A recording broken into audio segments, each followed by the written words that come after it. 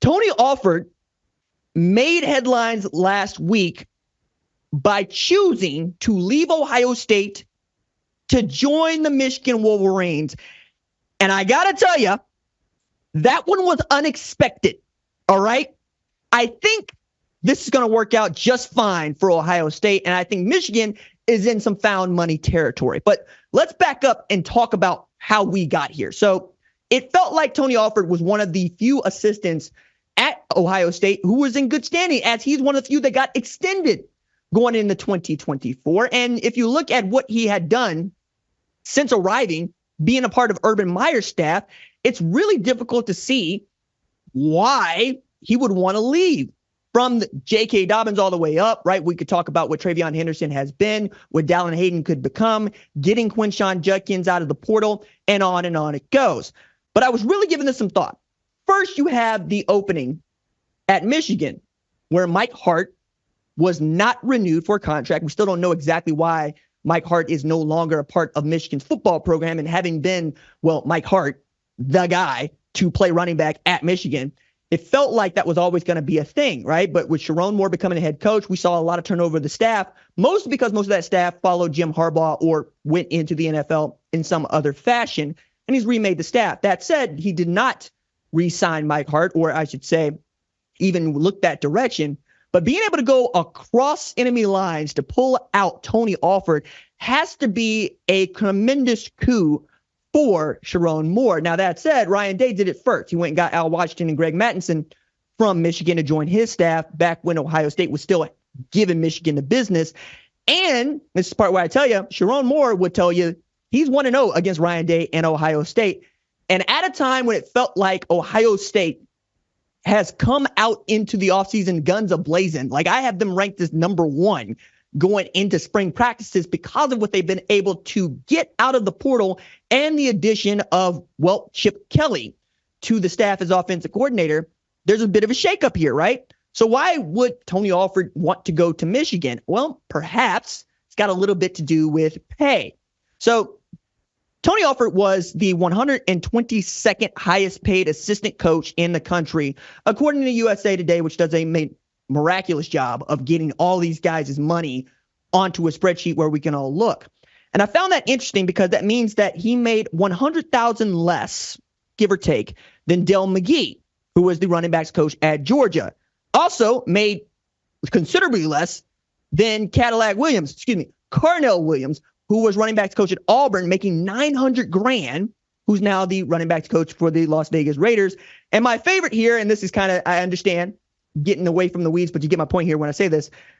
He made less than Brian Ferentz did as offensive coordinator at Iowa. Given all that, also put this in perspective. Larry Johnson Sr. coaches defensive line at Ohio State. Maybe the most important position coach in all of football. The reason I say that is Larry Johnson Sr. made more money to coach defensive line than Sharon Moore did to coach offensive line, call plays, and be the interim head coach at Michigan. One was ranked 38th in the country in highest paid assistant. The other was ranked 39th. Now, there are lots of Ohio State fans going, hey, RJ, chill out. Larry Johnson Sr. is a legend for what he has been able to do for us. I understand that, but you get my point here, right? If you are Tony Alford, you're going, wait, am I not the same sort of legend? Have you seen the kind of tailbacks that I have helped bring to Ohio State and the production that they have? And when the offense wasn't really going well, the one thing that did seem to function, apart from Marvin Harrison Jr., was the running back room. Travion Henderson, I believe, gave you the opportunity to beat Notre Dame in a gotta-have-it situation because he's a home run hitter. That is definitely Tony Alford. Now, aside from Tony Alford going to Michigan, that means you got an opening for an on-the-field assistant coaching job for Ryan Day that he needs to fill, and he hasn't filled it just yet. So I was giving some thought as to who might be best available to fill that spot. And at the top of my list, and this is going to get me yelled at, I don't know why you wouldn't go looking at DeMarco Murray.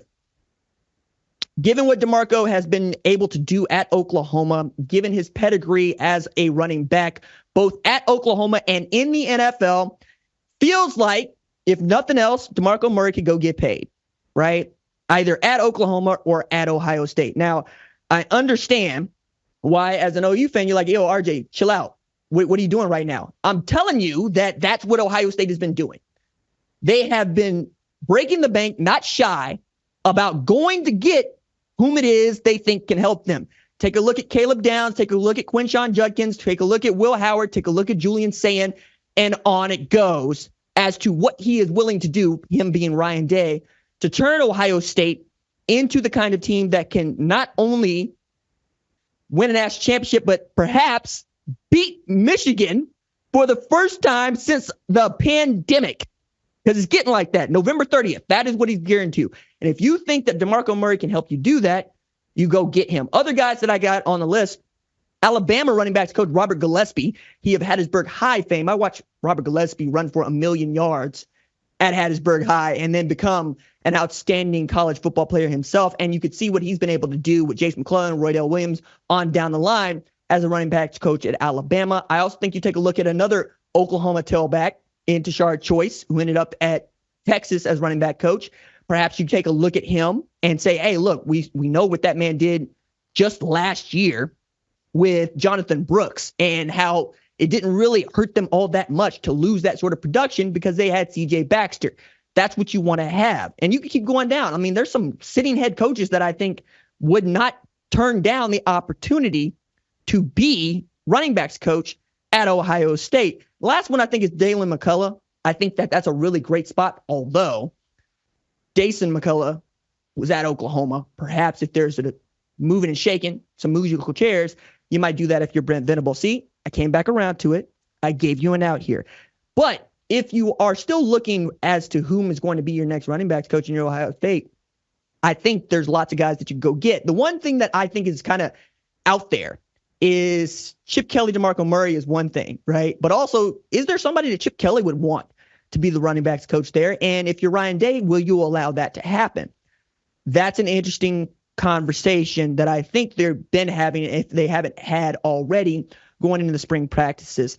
I didn't think that Tony Alford would be the guy to defect to Michigan, but I didn't think that anybody on the Ohio State staff would be the person to defect to Michigan. And it's always weird when somebody that you really like, if you're an Ohio State fan, decides to switch sides because you don't exactly know how to treat them. Or if you're an Oklahoma fan, you see somebody go to Texas, you know exactly how to treat them, like the enemy. And I expect that's what Ohio State fans will do when they see Tony Alford across the sideline on November 30th, hoping that Quinshon Judkins, Travion Anderson, and the like run for 1,000,000 yards. It's also a really great job because whoever the running backs coach is, at least this year, is going to have one of the more talented running back rooms in the entire country. If you like what you've seen, consider subscribing to the #1 college football show on YouTube, the Fox Sports app, or wherever you get your podcast.